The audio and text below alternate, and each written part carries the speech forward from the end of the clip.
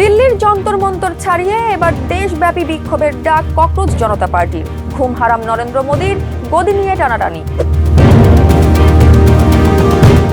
ভারতে নজিরবিহীন আন্দোলন, দমাতে মরিয়া পুলিশ, শিক্ষার্থীদের মাদক দিয়ে ফাঁসানোর হুমকি। বিক্ষোভ দমাতে বেপরোয়া মোদী প্রশাসন, মাঠে নামলেই ধরে নিয়ে যাওয়া হচ্ছে বিরোধীদের। আটক মুসলিম ক্রিকেটার আজহার উদ্দিন। মুম্বাইতেও দেখা গেল বাংলাদেশের জুলাইয়ের দৃশ্য। বিক্ষোভকারীদের বাঁচাতে পুলিশ ভ্যানের সামনে দাঁড়িয়ে গেলেন তরুণী। এবং প্রধানমন্ত্রী তারেক রহমানকে ভারত সফরের আমন্ত্রণ মোদীর। প্রেস ব্রিফিং এ জানালেন পররাষ্ট্র প্রতিমন্ত্রী।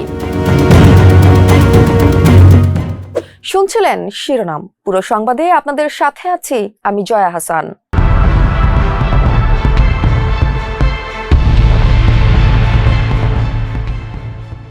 কেউই শুনছে না ভারতের প্রধানমন্ত্রী নরেন্দ্র মোদীর কথা। প্রশ্নপত্র ফাঁসে জড়িতদের দ্রুত ও কঠোর শাস্তির আশ্বাস দিলেও তার সেই প্রতিশ্রুতিতে ভরসা রাখছে না কেউ। বরং শিক্ষামন্ত্রীর পদত্যাগের পাশাপাশি পুলিশি সহিংসতার শিকার আন্দোলনকারীদের পাশে দাঁড়াতে দেশব্যাপী নতুন কর্মসূচির ডাক দিয়েছে ককরোচ জনতা পার্টি। বৃহস্পতিবার সামাজিক যোগাযোগ মাধ্যম এক্সে দেওয়া এক বার্তায় শুক্রবারের বিক্ষোভে শিক্ষার্থী সহ দেশবাসীকে অংশ নেয়ার আহ্বান জানিয়েছে সংগঠনটি। বিজেপির পক্ষ থেকে আলোচনার প্রস্তাব দেওয়া হলেও তাতে সাড়া দেয়নি ককরোচ জনতা পার্টির নেতারা। বিজ্ঞান ও প্রযুক্তি মন্ত্রী জিতেন্দ্র সিং জানান, কেন্দ্রীয় সরকার 4 বার আলোচনার উদ্যোগ নিলেও কোনো সাড়া মেলেনি। তবে সরকারের পক্ষ থেকে আলোচনার দরজা এখনো খোলা রয়েছে বলেও দাবি করেন তিনি। এদিকে প্রশ্নপত্র ফাঁস ইস্যুতে নরেন্দ্র মোদীর অবস্থানের কড়া সমালোচনা করেছেন কংগ্রেস নেতা রাহুল গান্ধী। এক্সে দেওয়া এক পোস্টে তিনি লেখেন, দেশের তরুণদের ভবিষ্যতের সবচেয়ে বড় ক্ষতি করেছেন স্বয়ং মোদী।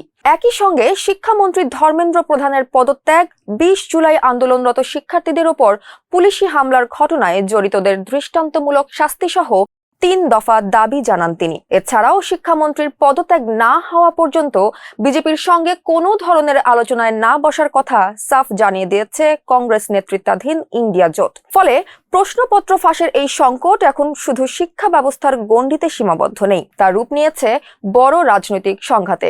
ফলে শিক্ষামন্ত্রীর পদত্যাগের দাবিতে শুরু হওয়া এই আন্দোলন শেষ পর্যন্ত মোদী সরকারের জন্য কাল হয়ে দাঁড়ায় কিনা সেটি এখন দেখার বিষয়। 50-50 গ্রাম পাউডার ডাল দেগা কেজি মে। আরে নেই গয়া গয়া জিন্দেগি গয়া। এবারের মতো ছেড়ে দিচ্ছি, আবার আন্দোলনে নামলে পকেটে 25 গ্রাম মাদক ভরে দেব, তারপর সোজা জেলে, জামিনও পাবে না, জীবনটাই শেষ হয়ে যাবে। তোমাদের কারণেই আমরা যন্ত্রণায় আছি। আন্দোলনরত শিক্ষার্থীদের গাড়িতে তুলে এভাবেই হুমকি দিচ্ছিলেন মুম্বাই পুলিশের এক সদস্য।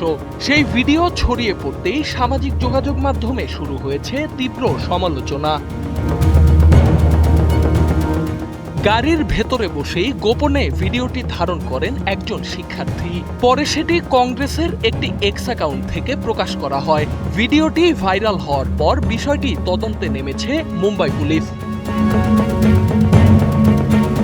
ভারতীয় সংবাদ মাধ্যম এনডিটিভি জানায়, তদন্ত প্রতিবেদন না আসা পর্যন্ত ভিডিওতে থাকা ওই পুলিশ কর্মকর্তাকে সাময়িক বরখাস্ত করা হয়েছে। এদিকে দিল্লির গণ্ডি পেরিয়ে মুম্বাই, বিহার সহ ভারতের বিভিন্ন রাজ্যে ছড়িয়ে পড়েছে জেনজি বিক্ষোভ। মুম্বাইয়ের শিবাজি পার্ক, চেম্বুর ও আজাদ ময়দান সহ বিভিন্ন এলাকায় কয়েকদিন ধরেই চলছে আন্দোলন। এরই মধ্যে বিক্ষোভ দমনে একের পর এক বিতর্কিত পদক্ষেপ নিচ্ছে মুম্বাই পুলিশ। আন্দোলনকারীদের দাবি, থানায় ডেকে নেয়া, ফোনে হুমকি দেয়া, হোয়াটসঅ্যাপে নিয়মিত লাইভ লোকেশন শেয়ার করতে বাধ্য করা, এমনকি শিক্ষার্থীদের বাড়িতে গিয়ে ভয়ভীতি দেখানোর মতো বিতর্কিত কৌশলও অবলম্বন করছে পুলিশ। সোহানাল রাজি, एनपीबी। समझे कसम से घर पे इधर वापिस अगर किधर मिला नहीं नहीं नहीं तो नहीं फिर मेरे साथ बेकार आदमी नहीं बिल्कुल नहीं बिल्कुल मैं डायरेक्ट 50-50 ग्राम पाउडर डाल देगा कि जेब में। अरे नहीं नहीं फिर गया क्या जिंदगी गया। अरे नो जामीन। वो तो सर वो तो और ही खराब तुम लोग की वजह से हम लोग को तकलीफ है अभी। ठीक है सर जाएंगे।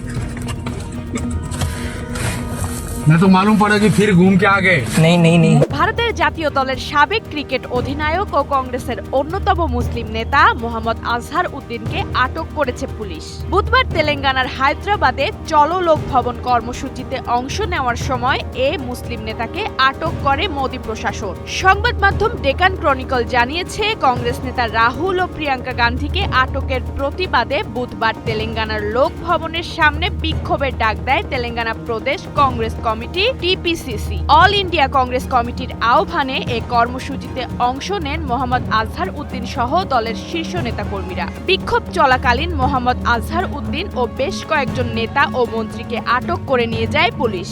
মোহাম্মদ আজহার উদ্দিনের নামে এখনো কোনো গ্রেপ্তারি পরোয়ানা হয়েছে কিনা সে বিষয়ে জানা যায়নি। এদিকে কংগ্রেসের অভিযোগ, ন্যায্য আন্দোলনে বিরোধী দলীয় নেতাদের কণ্ঠরোধ করতেই এই পুলিশি হয়রানি করছে নরেন্দ্র মোদীর সরকার। যদিও ক্ষমতাসীন বিজেপির পক্ষ থেকে বলা হয়েছে, আইন শৃঙ্খলা পরিস্থিতি ঠিক রাখতেই কঠোর হচ্ছে দলটি।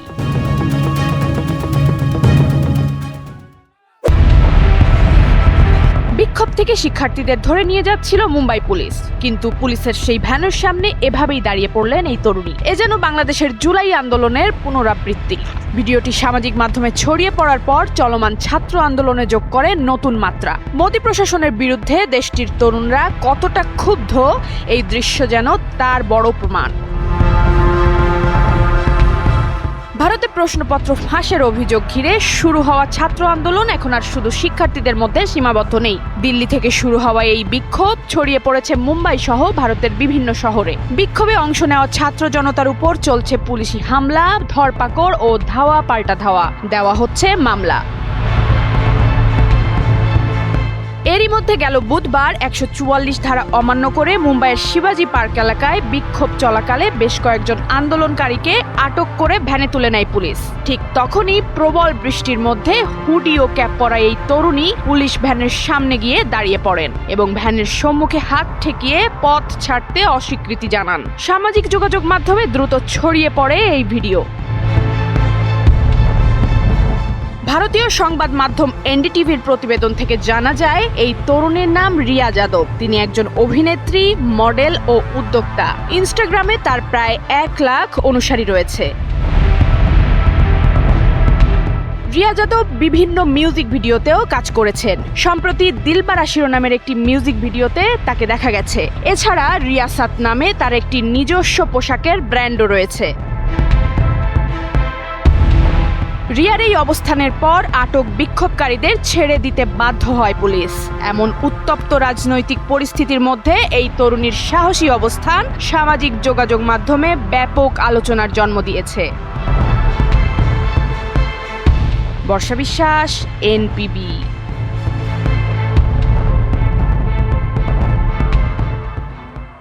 আন্দোলনে উত্তাল ভারত। ক্ষমতা গ্রহণের পর এবারই প্রথম বড় কোনো বিক্ষোভের মুখে পড়েছেন দেশটির প্রধানমন্ত্রী নরেন্দ্র মোদী। রাজধানী নয়াদিল্লি থেকে দিন দিন আন্দোলন ছড়িয়ে পড়ছে ভারতের অন্যান্য অংশ।